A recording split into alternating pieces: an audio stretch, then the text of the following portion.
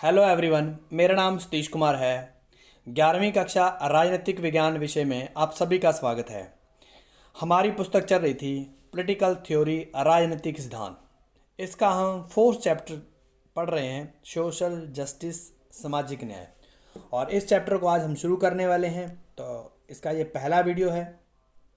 तो चलिए हम शुरू करते हैं सामाजिक न्याय। तो ये हमारा चैप्टर है जो है सामाजिक न्याय। तो सबसे पहले हम सामाजिक शब्द को ही डिफाइन कर लेते हैं। सामाजिक से हमारा क्या अभिप्राय है।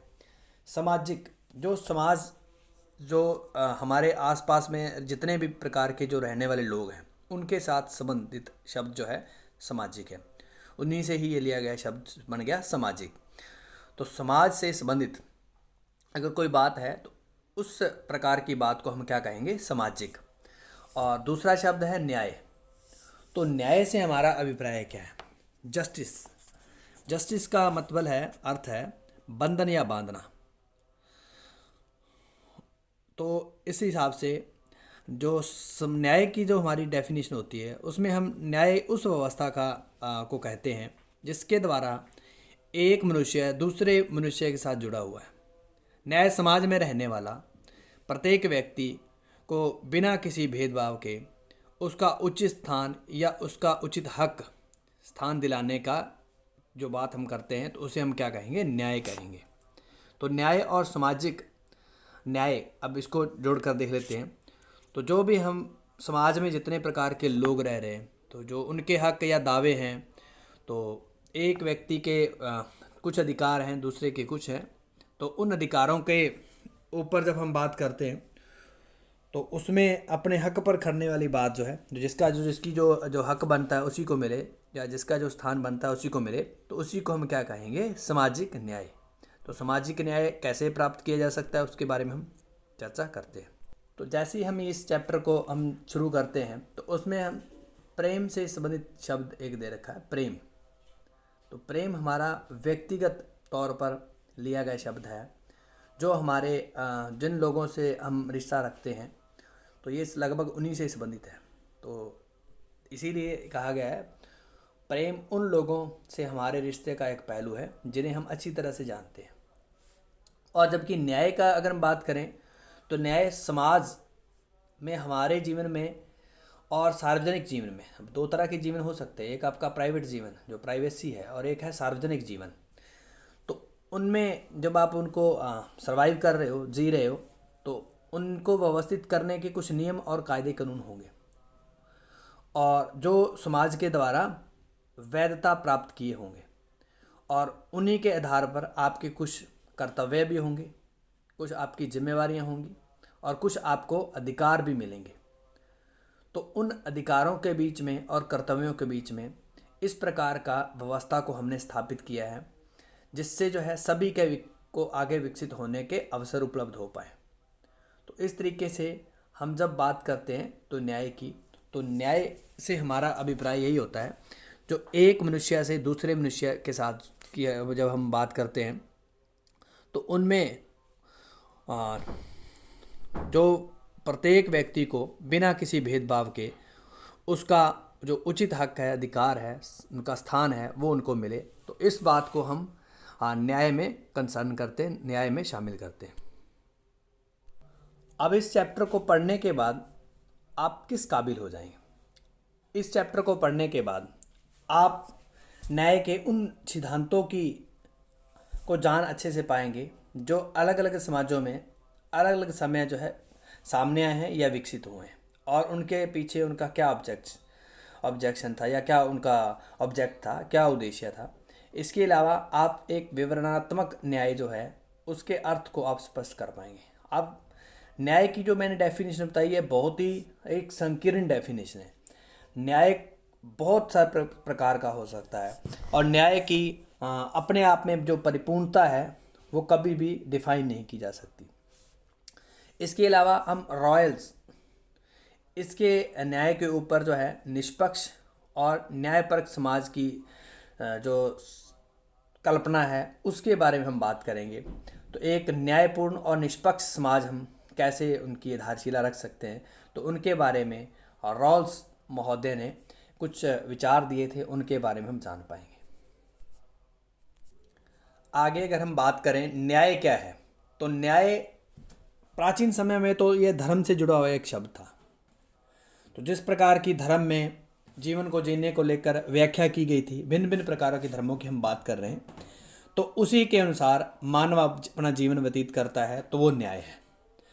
लेकिन समय के साथ जैसे जैसे जो सोचने समझने की मानव की क्षमता विकसित होती है, वैसे वैसे ही जो न्याय के अलग अलग प्रकार की परिभाषा या डेफिनेशन वो हमारे सामने आने लगी। इसी तरह से चीन का एक दार्शनिक था जिसका नाम था कन्फ्यूशन।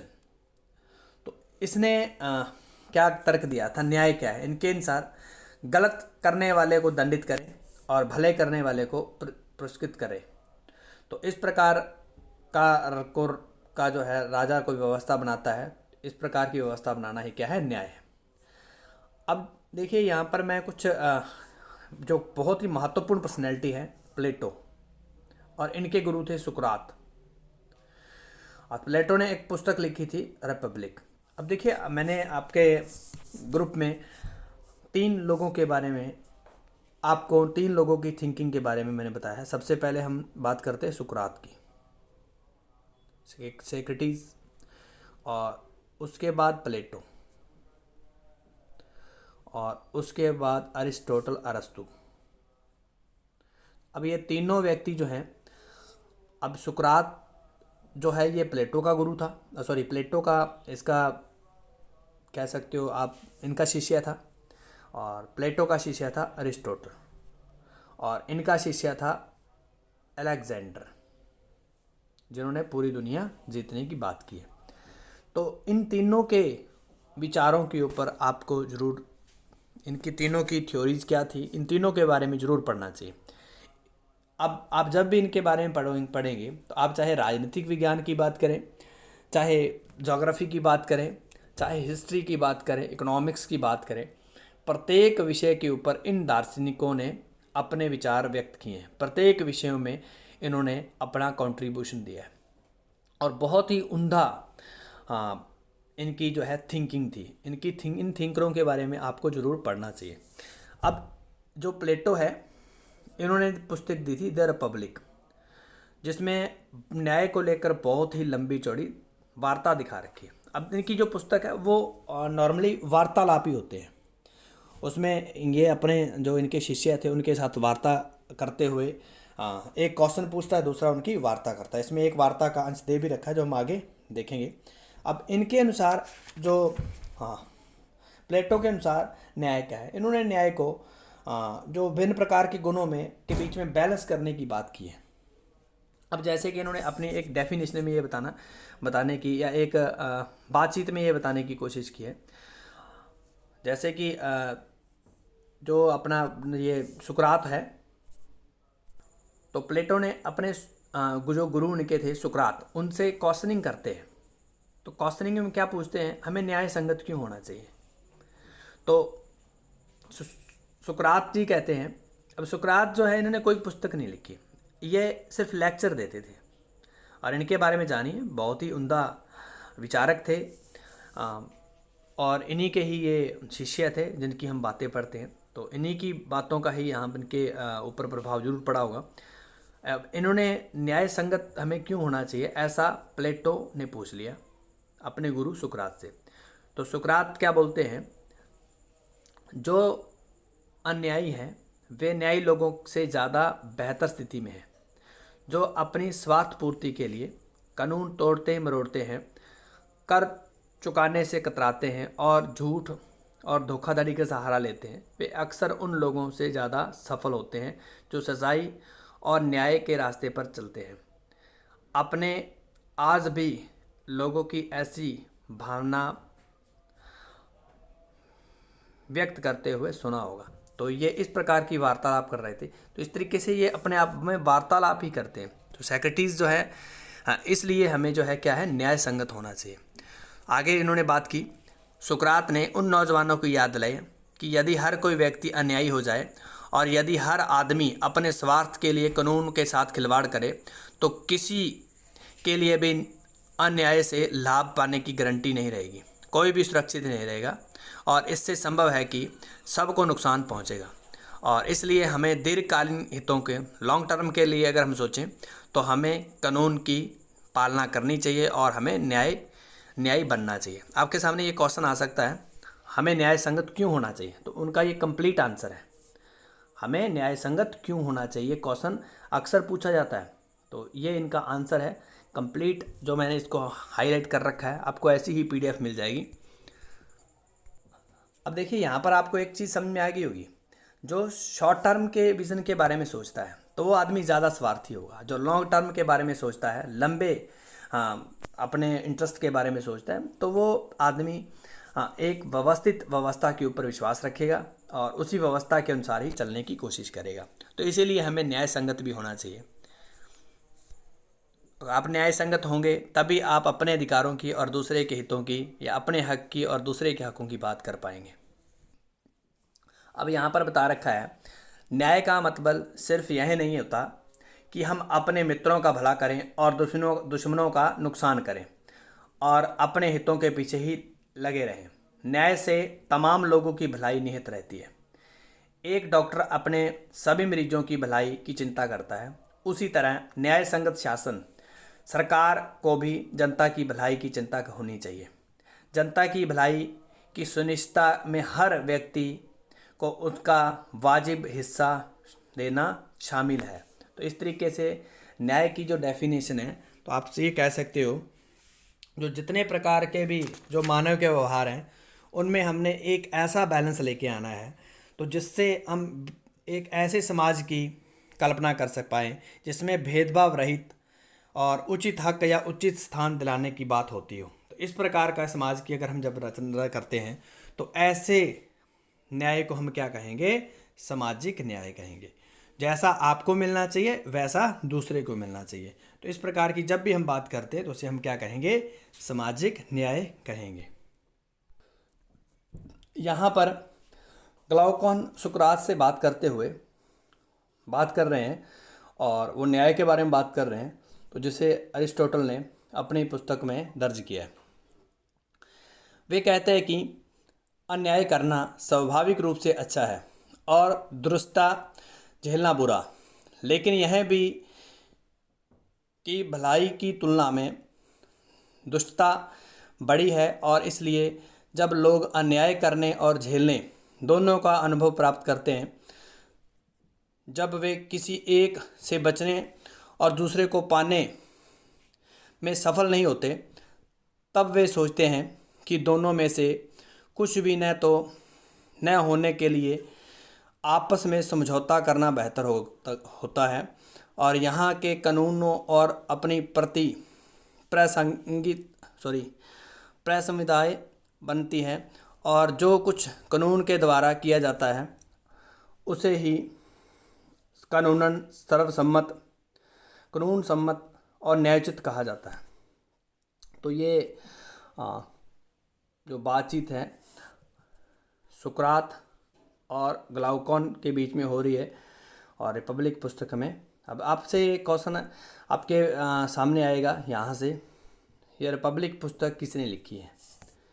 द रिपब्लिक पुस्तक, तो ये एथेंस के एक यूनानी जो है दार्शनिक है, जिसने 4वीं सदी में लिखी थी, प्लेटो उसका नाम था, ईसा पूर्व 4वीं सदी।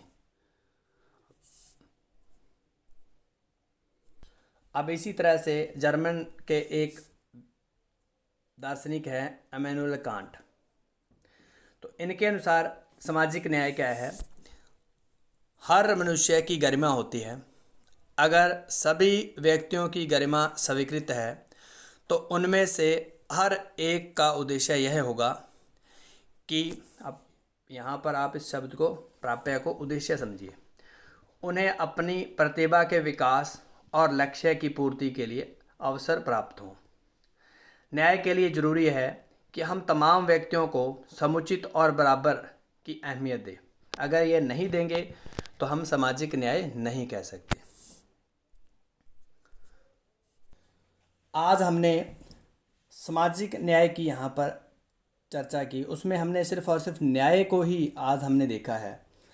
और न्याय क्यों आवश्यक है, क्योंकि इसके बिना समाज आगे नहीं बढ़ सकता। इसलिए सामाजिक न्याय या न्याय की अगर हम बात करें, सामाजिक शब्द यहाँ पर अब हम यूज़ नहीं कर सकते। एक बार अभी हमने सिर्फ न्याय शब्द को ही अच्छे से डिफाइन किया है। न्याय हमें क्यों आवश्यक है, क्योंकि इनके बिना प्रत्येक व्यक्ति को विकास और उनकी प्रतिभा या वो अपने लक्ष्यों को अपनी प्रतिभा का विकास या अपने लक्ष्यों को प्राप्त नहीं कर पाएगा। तो इसलिए हमें एक न्यायपूर्ण व्यवस्था स्टेब्लिश करनी पड़ेगी, इसलिए हमें न्याय की ज़रूरत है। और अगर हम सामाजिक न्याय की बात करें तो समाज में रहने वाले सभी जो व्यक्ति हैं वो सब समान हैं और वो परस्पर एक दूसरे के साथ संबंध भी रखते हैं और उन संबंधों में किसी भी प्रकार का भेदभाव ना हो। अब भेदभाव किन के आधार पर हो सकता है? धर्म के आधार पर हो सकता है, जाति के आधार पर हो सकता है, रंग के आधार पर हो सकता है या लिंग के आधार पर हो सकता है। तो इनमें से किसी भी आधार पर मनुष्य के साथ किसी प्रकार का भेदभाव नहीं होना चाहिए। और सामाजिक समानता एक प्रकार से सामाजिक न्याय का आधार बनती है। समाज में समानता को हमने इस्टेब्लिश करना है, स्थापित करना है और सभी नागरिकों को अधिकार एवं स्वतंत्रताएं समान रूप से प्राप्त होनी चाहिए ताकि वो अपनी प्रतिभा का विकास कर पाएँ और जो वो उन्होंने लक्ष्य अचीव करने चाहते हैं उन लक्ष्यों को वो प्राप्त कर पाए।